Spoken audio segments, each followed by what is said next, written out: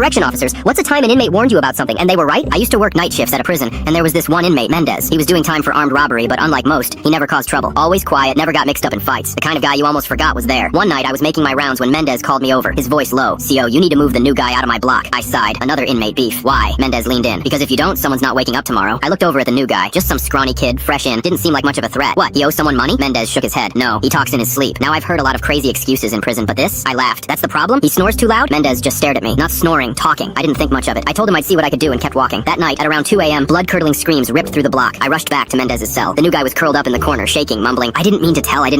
And Mendez? He was standing in the middle of the cell, eyes wide, breathing heavy. He looked at me and said, told you. Turns out the kid had been talking in his sleep, confessing, out loud. Every crime, every snitch job, every deal he ever made with the feds. And he wasn't just some random nobody. He had flipped on a gang leader who had a lot of friends in that block. If Mendez hadn't spoken up, that kid wouldn't have made it to morning. I had him transferred immediately. As I was walking Mendez back to his cell, I asked him, why'd you warn me? He shrugged. Man, I just wanted to get some sleep.